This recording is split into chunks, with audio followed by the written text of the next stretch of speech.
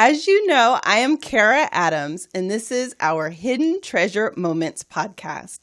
The point of the podcast is to give everyday people, amazing people, to give them an avenue to tell their stories and to help others to really get into or get out of tough times that they're having in their lives. The whole goal is to bring positivity, to bring some kind of laughter to the day, and to really just let you know that you are not alone. Today with me in the studio is my amazing friend and guest, Sylvia Valenzuela. Sylvia is a mother of three. She is a wife. She makes super cool recipes and food. And she's also a business owner. And so she has been through, and her family has been through, some really trying times. And so we want to talk about not only the hard stuff, but also the good stuff and how she is still here with us, how she is still so positive, and how amazing she is in the community. So please welcome Sylvia. Hello. So if you tell us a little bit about yourself and kind of about your family and all the greatness of Sylvia. Okay, well, Sylvia is just a mother. She's just... Not just. I am. I'm a mother. I'm a wife to the husband, which is what I call him sometimes. We have a very simple life. We have three boys. My oldest is going to be 18 this year. We have a middle child who's going to be 13, and then a younger little boy who is going to be 10 this year. So It's a big birthday year. I don't know. We're going to go broke, I think. But yeah, we try to stick close. We try to just take every day, one day at a time, and just try to be positive. And now what's funny is Sylvia and I met on a company kind of retreat vacation thing that we go on every single year. And so, before I didn't really know you. You were kind of the hostess with the mostest. You made everyone feel super comfortable. We would go out to dinner. We would do fun stuff together. But you really had a very interesting story and a really interesting life. And I will say, 2 years ago when we all went to Hawaii, big ups to Hawaii. I love Hawaii. But we all went to Hawaii, and I had just been diagnosed with breast cancer. Yeah. And we had gone. And we did not know, I don't think. No. We did not know. You didn't know. And Troy and I made the decision that we were not going to tell anybody. Yeah. Because we didn't want to become the focal point of the trip. Story. Yeah. Yeah. And we didn't want to Which I completely understand. Yeah. And I think that's a lot of what I do too. I don't want to be the story. I just want to kind of let other people be the story. Let the moment be the story. Yeah. Yeah. Well, and I find that, I don't know if this is like you, but for me, my husband, Troy, he is this super, extroverted, outgoing, I am kind of the more introverted. I'm in the background. But really, the real Kara, I think that really deep down, I am more extroverted than people would know. Okay. It's just, I like being in his shadow. I like seeing... You like to let him shine. Right. Thank you. Thank you. I like to let him shine. Take it, Troy. Yeah. Yeah. And so I think when we were going through all of that and seeing how you were and then learning more about you, I wonder which one you are. Are you the more extroverted or the more introverted? That's a really tough question. I come from a large family. There's a bunch of girls and one boy. And we are all completely different. We grew up in the same house. Now, what's a large family? How many? 8. That's a large family. 8, and there was 7 girls and 1 little boy. Oh, wow. And we spanned 20 years. So huge difference, huge age difference. Your parents liked all each of other. Us. They were just busy, or maybe didn't have a lot of money, so they didn't really do things. They did other things. Yeah. Got it. But yeah, if you were to have all of us in a room and say, okay, you guys are all related, we're all completely different. So some of them are way more out there and some of them are not. And I would just say that I'm in a box and there's lots of different people in that box. I sometimes I like to shine. Sometimes I just want to I really like to just be in the room watching, and I'm perfectly fine just being with the husband, being with the kids. I'm perfectly fine if the school only knows me as Jacob's mom, Gavin's mom, Caden's mom. You don't need to know anything about me. I'm fine. So I really try to just let the kids have it. Be there for the husband when he needs me. Things like that. I just happen to actually co-own a business. That's just part of it. Now, how did you get, because your business is called In Vogue Salon and Spa. So how did that all, and you're a stylist by trade. Yes. So how did that all come about? And have you seen like a lot of changes? Because I know I was getting my hair done the other day, and my hairdresser was talking about like the different laws and all this craziness that's happening right now. Yeah, there's stuff like that. So what's like, how is that being a salon owner and being kind of in that industry? I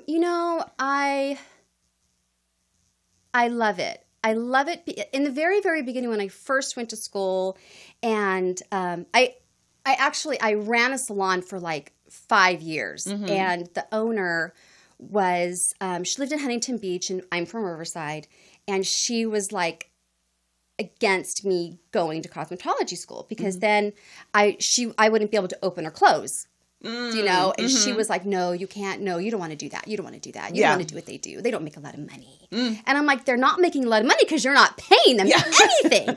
You are paying these people nothing. So it was clear to me that if I did it, I needed to leave, which was fine. And once me and Michael got married, I had the chance to go to school, and I never worked in a type of salon that you didn't. I was very strong and brave, and I just went like booth rent is what they call it. When you have no clients, but I will get some, and I'll be fine. And now how, like for anyone who's listening who is, thinking about coming out of school or doing that, like how did you get your clients? I know as an entrepreneur, making that transition from the dream to like paying my rent, like it's really hard. Paying your rent. It takes a good year, maybe 2.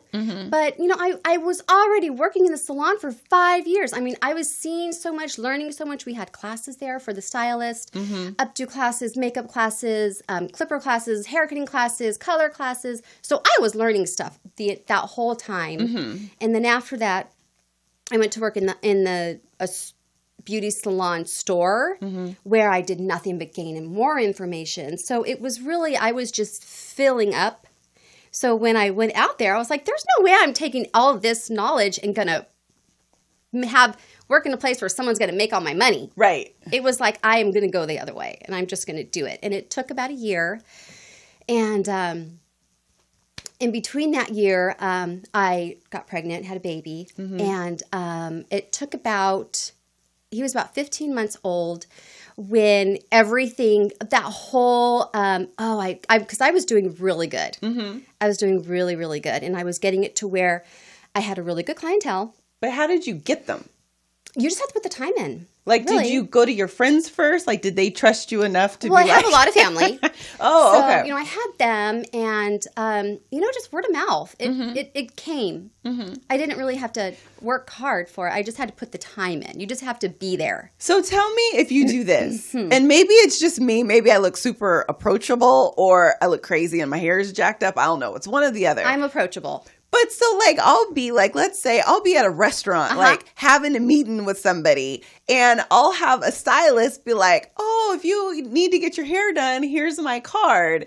No, it's more the other way around. They'll be like, oh, your hair looks so cute. Because my hair's really curly. Oh, your hair looks so cute. And they'll be like, oh, I actually do hair. And they'll, oh my God, really? Yeah.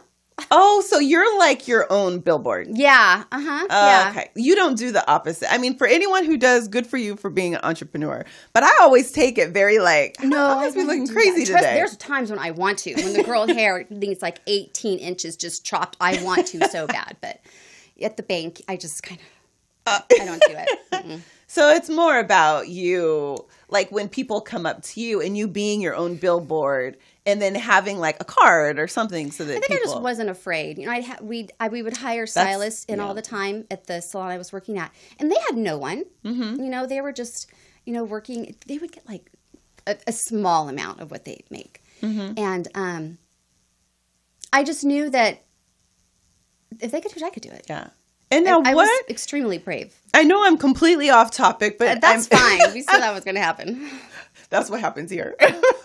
But like what, I'm just really interested for people who are doing it now and they're in that industry. Like, what's a good base? Like, how do you know when you're making what you should? Like, is it 50% you keep? Like, you know, when you pay a booth rental, you pay the booth rental and you keep 100%. But if you're new and you know, don't really have the money to do that, like what is, if you're negotiating? Well, everything's changed now. So now there's Instagram and all these things for you to, if you wanted to, post your pictures of who you did. And that also really helps you build clients also. So now I would think it's way easier than it was back when I was doing hair, when we just had to, you know, hope that people called in or hope that people, you know, told people about me. And okay, I have one more thing and then I'm gonna get off the subject. So my other big gripe is when like I'll meet a new stylist or I'll try somebody out and they have that like appointment app. And like I have to pay for the appointment. Oh, I've never heard of that. Oh my goodness. Maybe it's just like our salons. I don't know. I've never heard of that. But I've had people like, oh, go to my link, go to my website. You book your appointment. You pay up front. If you don't come, if you don't give 24-hour notice, then we keep half of it or whatever. The medical industry. Yeah, I was like, what? Your appointment is canceled and you're billed for it. No. Yeah. Okay. Like okay. That. All right. At least not in your salon. In my salon, no. Okay. So anyone who's like, Kara, you don't know what you're talking about. I'm doing my best. I'm doing my best. Yeah. All I can say We're all just doing our best. Exactly, is what I know and what I've been through. So kind of moving on away from like job and you know, being kind of that stand up to that person who's holding Michael, your husband, up. Like, do you ever find, because Mike is very attractive. Like, he's a looker. I'm going to just tell you. I'm going to let you know. She's got a very fine husband. I'm going to tell Mike, if you're listening to this, I did not say that. But like, how is that? Because my husband, you know, because Troy, I know you're listening. Hey, baby. But he's very attractive. Like, and so sometimes I find myself like, okay, I'm going to try to look cute so that. Funny.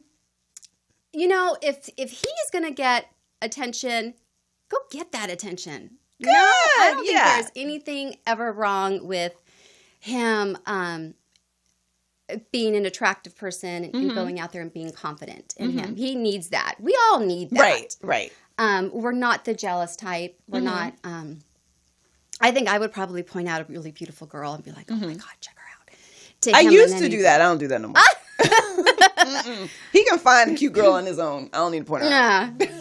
No, we're pretty confident with each other. We're good, but no, I don't think we have a problem with that. With either one of us, you know, getting any attention. Yeah. That's good. Troy says all the time, he's like, if a guy's looking at you and you're on my arm, then that just says, you know, I've got something cute. Like, it just makes me feel better. Exactly. It's a compliment. But you know what's crazy is when we first got married, I didn't know how to be married. And so I would wear like, you know, maybe it's laziness, maybe it's some other thing that was going on, but like I would dress down. I would wear like comfy clothes. I started looking like my mom. No. And like I really had to transition out of that. But in the beginning, that is what I thought. Like I didn't think men should look at me, that they should what is it? Flirt with me. And do you have that at all? Or like, I'm just interested to hear like another wife, like what that has been like for you, like when you guys first got married and to who you are today. I think I have always been 100% the same. I've always, when I was 15 and before I could wear makeup, I was wearing makeup. Oh, you were a girly girl. I've always been a girly girl. The girly girl with nothing but boys. Yeah. I know. I don't know how that happened. But I dress for myself every day. I make sure my hair is done. People say things at school, but they don't know that like I have a sweet spot when I go to work. And that sweet spot is from 8:30 to like 1:30. That is when I work. And so when I'm dropping my kids off in that loop and I'm giving them a kiss and kicking them out of the car, I'm racing to the salon to do my 8:30. So I'm not going to go there in my jammies. I'm not going to go. I'm going to go, you know, representing myself.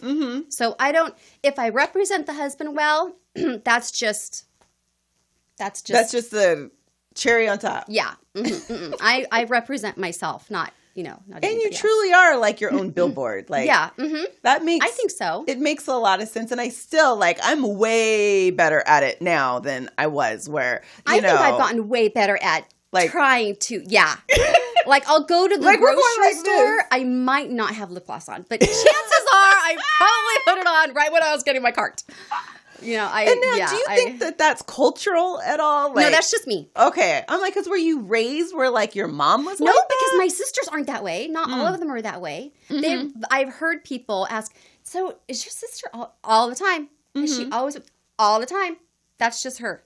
Because, like, when I see you, when we're on our vacations or whatever, like, you are always very well put together. Yeah. I try. Yeah. I hope. Good for you. I'm not quite there. I'm still working on it. It's in my blood. I can't. I wish I can get to the gym more, but that's just busyness. Yeah. Really. Don't we all? Yeah. I got 10 more pounds of my cancer weight to get off and finally be good. But, what I want to do is take a quick break because we're already kind of at that point. Oh, we are? Yeah. You see how fast that happens? Yeah. Woo! And so, what I want you to think about is, you have been through a lot. And I named this episode All That Glitters because, you always, anytime I see you, you always seem so put together. So, so happy, so alive. And I know that comes from everything you've persevered through. And so I want you to think about your I'm still standing moment. Like when things were at their absolute worst and you kind of turn back and think, oh my God, I'm still here. I am still standing. I am still doing okay. I am still moving forward. When we come back, if you can talk a little bit about that and let us in. And then before we go, I just want to remember that I want to interact with people. So I'm trying to do better at, if you do something on YouTube or if you leave a comment, I'm going to try really hard to answer it while on the show. And then also remember, you can call in because we are live, and you can call in to 323-293-3375. So please feel free to call in and we will be right back.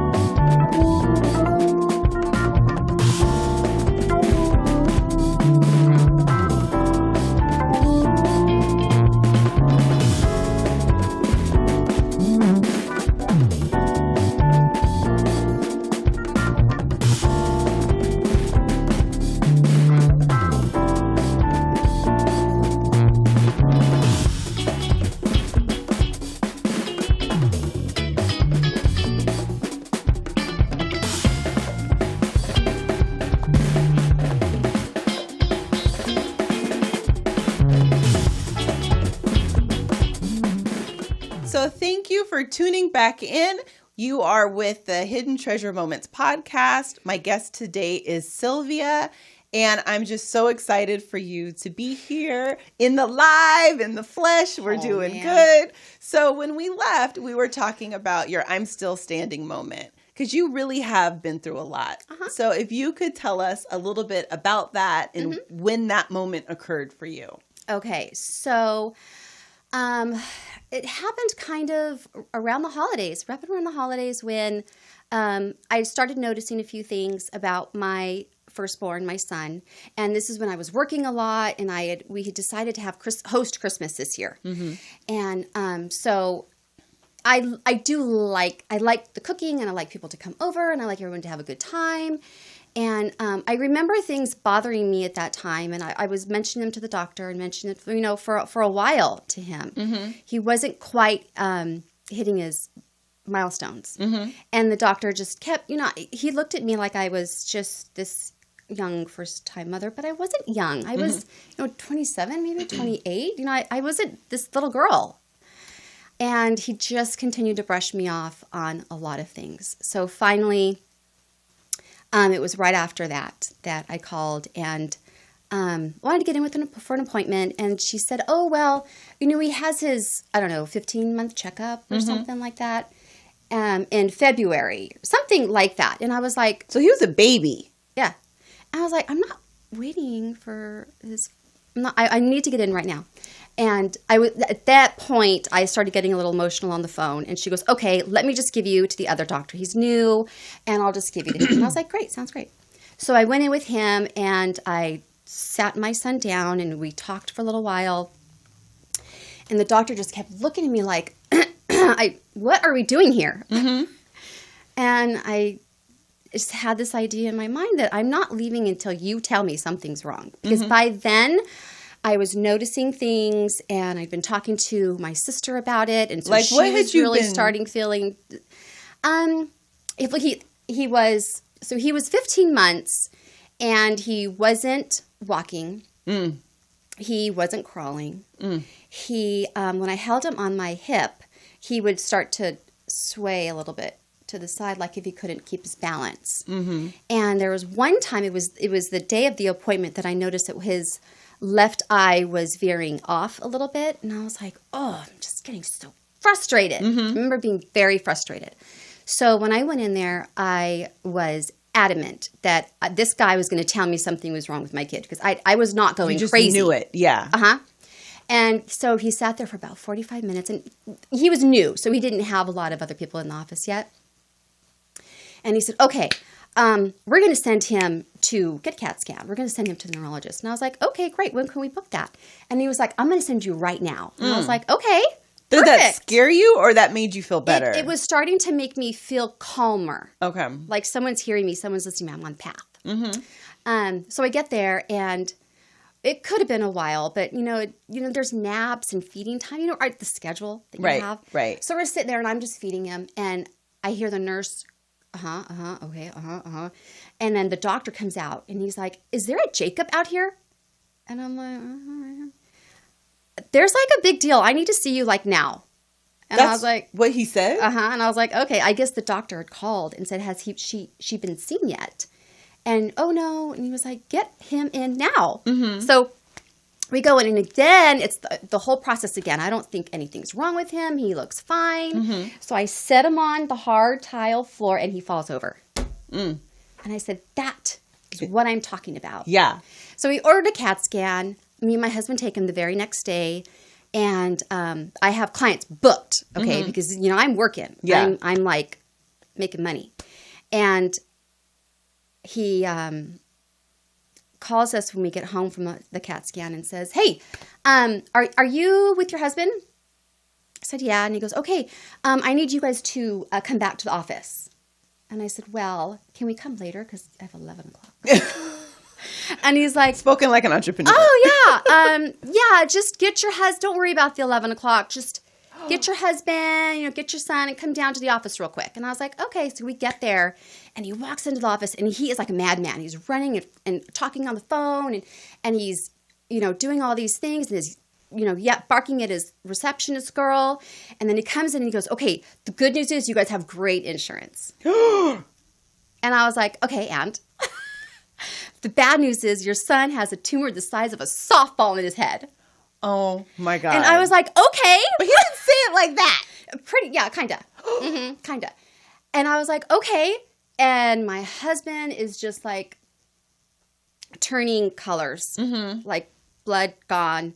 And I think he's holding Jake. And I'm just like, okay, so what do we do? Yeah. Because you're let's get on this. I knew something was wrong. Yeah. I just felt relief. Okay, what is the next step? So he says, my husband starts asking ridiculous questions. So he sends him out. Like says, what? You go get the cat's Like keys. what did he ask? Are we sure? Is there what do we? And Like he's still in denial. He's still lost. Yeah. It had to have been such a horrible, horrible day for him.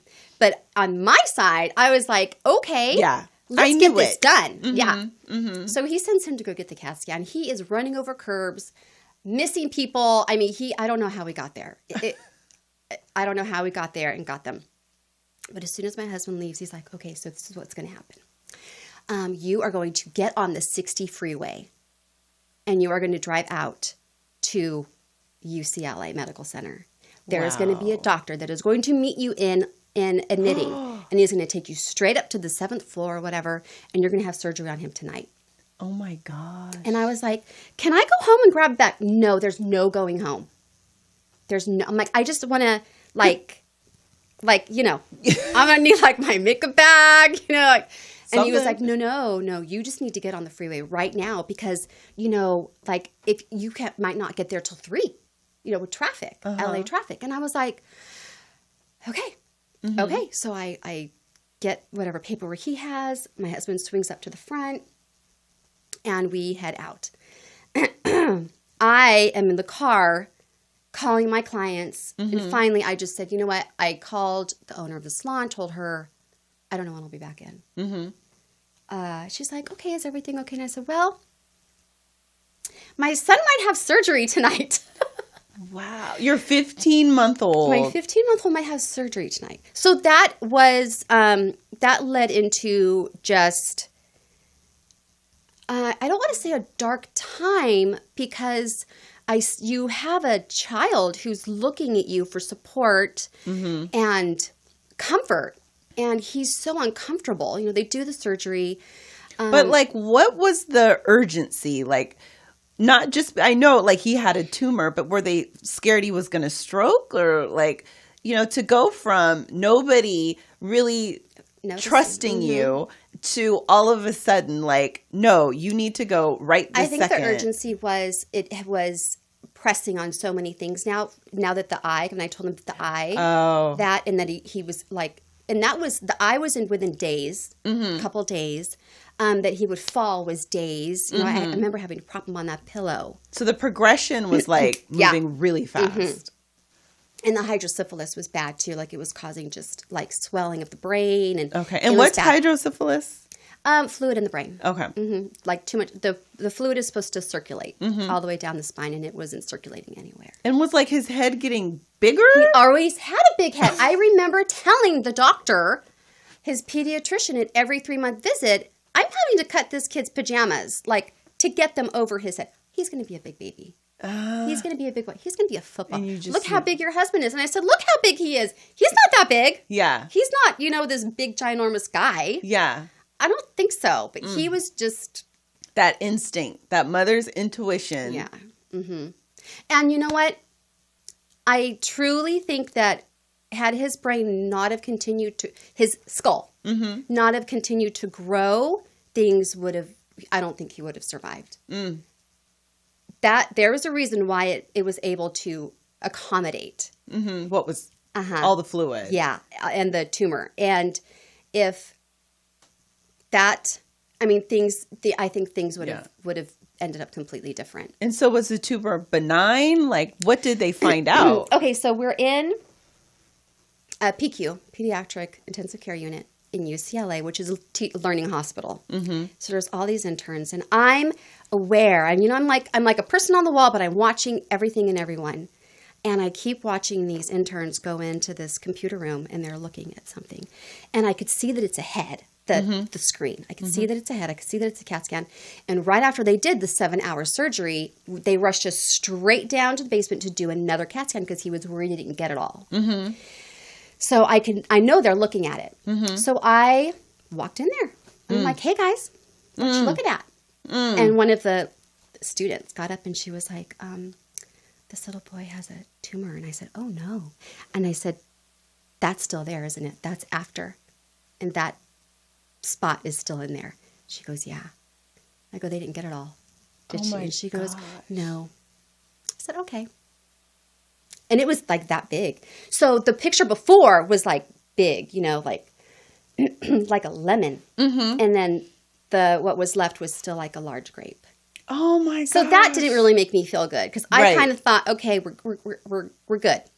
So after that, I remember going over to a nurse and saying, "What's going on now? Like, when are we going to handle that?" And he goes, "Oh, they're waiting for an oncologist to come talk to you." I said, "Okay." So you know right then and there? No. Oh. I said, "What's an oncologist?" Oh gosh. I had no clue, and he looks at the other nurse and he goes, they're a cancer doctor. I said, okay. And I turned around and I don't think I cried because Jake's right there. Mm-hmm. How do you cry and break down in front of your son? Yeah. I couldn't. So I just said, okay. Mm-hmm. Was Mike right there? Got a little more to go. No, I think he'd stepped out of the room or something. I don't know if he was. I don't remember him being right there. Mm-hmm. I think it was like for me to go into the room. I don't think anybody was there. Oh, mm-hmm. To do my little spy work. To be mom. Yeah. Mm-hmm. So anyway, then the oncologist comes and tells us, your son's so young. He's under 3, and the chances of his survival are very, very slim. So, and is that how he tells you? Yeah. Very, very slim. And, the fact that he's going to be handicapped after all of this is going to be really difficult for a young couple. So, Is how he tells you. Yeah. And he's sitting like on my couch, chair / bed. Mm-hmm. And I'm just like, I need to get out of here. Mm-hmm. I need to leave. He has no hope for me. He has no hope for my son. He's not going to help us. Right. And he brought up my insurance too. But you have really good insurance, so we'll give it all we got. That is just awful. See what we can do. So I remember talking to my sister in the corner, away from Jake, and not crying, but just being really positive. I need to get out of here. She goes, "Okay, I know we're gonna go. We're gonna go to Loma Linda." And I was like, "Okay, fine." Like you mean I need to get out of here? Like I need to leave this damn hospital? Yeah, but they wouldn't let us because there were still things. Yeah. He was still very critical. So as soon as we left, we got out of there. We went to Loma Linda, and kind of the same thing happened there too. They were very, very positive that the outcome would be good, but he was so young. He was under that 3, and that 3-year-old is like. So that's like a threshold. Yeah. For child, like pediatric cancers. If you're over 3, you have a much better chance. If you're under 3, your chances are very slim.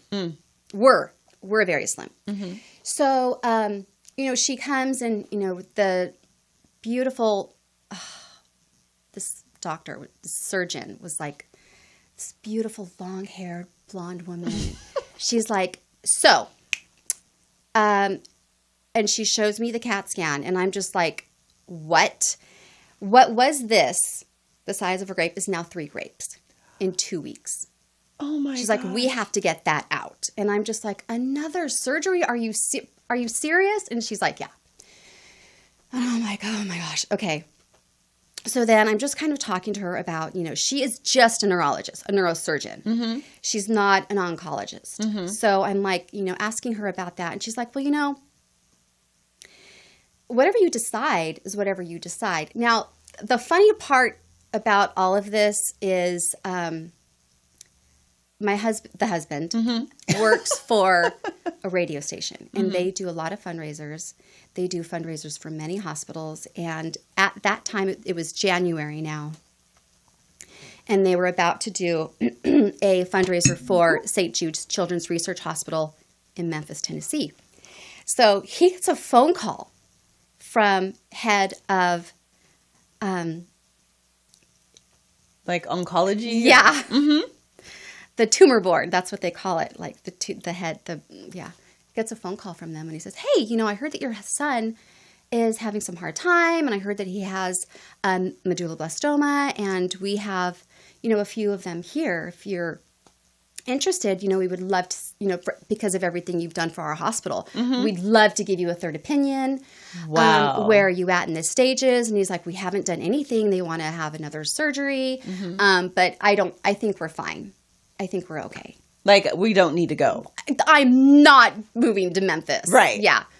So I knew about that, but I kind of was like, that's not going to happen. That's not necessary. So I remember talking to this beautiful blonde lady who wants to open up my son's head.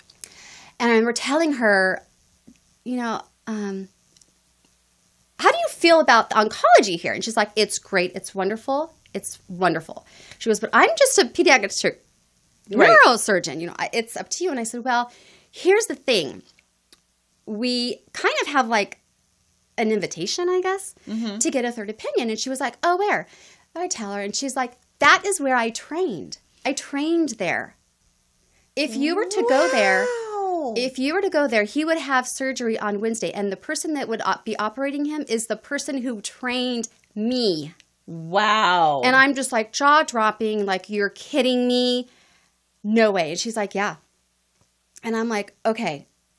So she's like, I'll be right back. So she goes out of my room and she's walking around the corner.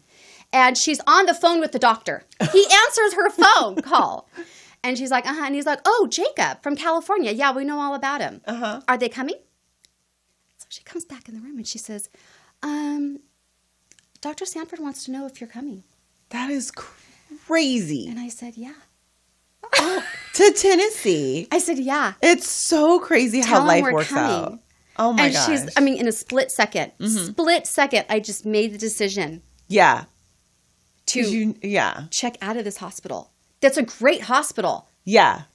Wonderful hospital. I had my baby there. Yes. Check out of this hospital and get on a plane with my sick baby and take him halfway across the country. Oh my God. And I hadn't even told my husband yet. And I don't know this story at all. Like, this is the first time we've talked about this. It was, just something I felt like I really, really needed to do. And I'm not saying where we were couldn't have had the same effect, couldn't have had the same result. Right. But I do know that when I spoke with the oncologist, it was basically we had two patients that were under 3. Okay. 2 patients under 3. And, we tried this and we tried that. And I said, is there any way I can speak to the parents? I just want to know what I'm in for. For the Loma Linda. Yeah. Okay. Children's Hospital. And she says, they didn't make it. So right there. It wasn't right there, but it was a little bit like, he can still be the one. In my mind, he can still be the one. He can still make it. Because you're truly optimistic. Like, in your mind. I wasn't, but there I was. I was pretty comfortable. I was. My niece had been treated there. She had Wilms tumors. I know they had great radiation there. Proton therapy radiation there. I knew that we'd probably be okay. But when I'm talking to this beautiful blonde, Dr. Osterdock, I'm just like, yes, we'll go. Tell him I'll be there. Okay. And she says, okay, Jennifer is going to give you a call on blah, blah, blah day. And I'm like, okay. So that was it. So we discharged. And I'm in the car with all of our stuff, my makeup bag and my Nike duffel bag and Jake in the car seat. And we're in there for like another probably a week or 2. And so it's been a month since I've really been home. And I drive up into the driveway and my neighbor's like, where have you been? And I'm like, oh, it's a story. But we got to go. And on my way home, we had cell phones then. Okay, so, and You are not 80 years old. I know. No. And I call my husband, and he says, where are you? You sound like you're driving, not in the hospital. And I said, oh, yeah. I just discharged Jake. Oh, my God. And he's very, I could hear him breathing. Okay. And I said, we're going to go to St. Jude. And he goes, okay. And I go, someone's going to give me a call to set everything up. And he goes, okay, I'll see you at home. And I went home, and it was like, I have so many things to do. Let's have a party before I leave. like let's invite everybody over because I didn't know when I was going to be back. I had no idea. And like your clientele, like everything. Oh, they were gone. Yeah, I just said I went and collected my stuff and never went back. Anyway, so we fly to Memphis and we're walking into registration and this woman, Jackie, looks at me and she says, "This must be Jacob." And I'm just like, "Are you serious?" Wow. "Hey, Jacob from California. How you doing, baby?" Wow. Just like a warm hug. We automatically stayed at the Ronald McDonald House, and we stayed there for a little while. And I was so worried about like milk, having milk for him. And she's like, "Oh, they have a whole refrigerator for that." And I was like, "A refrigerator for milk?" And she's like, "They have a whole nothing like breast milk. It is the refrigerator just for milk for like breast milk." No, like 2%, 1%. Oh. Chocolate, like. Okay, now I'm tracking. Tracking. So I'm like, okay, that's fine. Okay, we can do this. And so we moved into the Ronald McDonald House. We then moved into the Target House, which I never knew existed. It's a beautiful 2 buildings with fully furnished 2-bedroom apartment that is yours the entire time that you're there. And so like to pay to like your trip and to get there and to stay there, like I know I see St. Jude commercials all the time and they say like no family is asked to pay. Is that right? Like it is 100% true. They take your insurance. Yeah. Oh yeah. Which they also said, "Oh, you got really good insurance." Yay. Yeah. But there's no copay. Okay. There's never any I've never received a bill. No. They bill my insurance for everything, but anything beyond is they handle it. So if Jacob did not have insurance, then they would have it would not have mattered. Wow. Yeah. So we lived there. Jake How and long were you there? lived for about a year, from 2003 to 2004. A year? Yeah. A year. You think about I think about my treatment. My treatment was a year. But wow. He had to have surgery again, and Dr. Sanford, the one that trained the beautiful blonde, did his surgery, and it was successful. It was great. And then he immediately started 20 weeks of chemotherapy, followed by 6 weeks of radiation, followed by another 20 weeks of chemotherapy. Wow. It was a lot. There was a lot of times where he was sick, where we had to postpone, because his body was not ready for more. And was really Mike difficult. There with you? Was he going back and forth to his job? No, there's no way I couldn't have had the husband there with Jake and this job. It was like a job, a 7-day-a-week job. And so his job was wonderful, and they gave him 1 week off that he could work out of the office. So he would take the 2 weekends, and he would be with me there, and I would do nothing. And Jake would be so happy to see him, but when that day was coming, when we were have to take him to the airport, Jake would not look at him. Really? I know that had to break his heart. Yeah. But it was like, oh, you're here now, and now you're leaving. You know? Yeah. Yeah. That he doesn't understand. Didn't understand. Yeah. So that was tough, but it was really easy for me to just focus on Jacob. If he can't eat because he's NPO, I'm not going to eat in front of him. What is NPO? Oh. Oh, no. It's a medical term, like if you are going to have a procedure, you can't eat that day. So no, I don't know what it actually stands for, but he basically wouldn't be able to eat. And guys can't do that. And it was very easy for me to just completely just pay attention to Jacob 100% that entire time. Now, all of this stuff, like you are super positive and like super into the, I feel like the affirmation part of like when you speak positivity, like that comes back, maybe not, to that level, but something like in you, how do you get past or get through all of that and never break down? I really, really felt like my life had been leading up to this moment. Wow. I did. So I had conversations with my older sister about it. Like, how are you dealing with this? And I'm like, I just feel like this was meant to happen, and I'm meant to be his mom, and I'm meant to get him through this time in his life, and we're going to be okay. I feel like I've always been an independent person. I've always been not wanting to do what everybody else did. There were things I wanted to do before I got married. There were things I knew that as soon as I could, I was going to move out and never move back.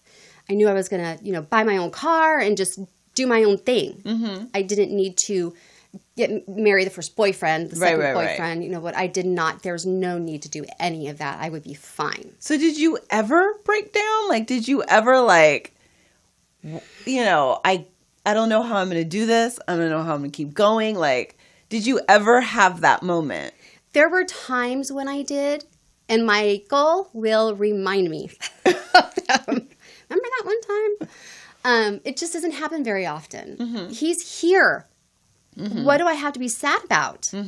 Like, get on with the world. If someone flips me off or cuts me off, I don't care. I am here. He is here. We had 2 more children. Like, life goes on. Yeah, it does. Nothing's going to get me down. We all have issues. We all live through things. Right. You cannot take something and make that mark you forever. Right. It shouldn't define you. No. Yeah. And if it does a little bit, because, I choose to always pay attention to, Jacob, Gavin, and Caden. I'm all of their mothers. Yes. And if I can't make it to every single sport event or every single activity, oh well. I have 3 children. And I have to be there for all 3 children. So, there's Michael for that. You can go there, honey.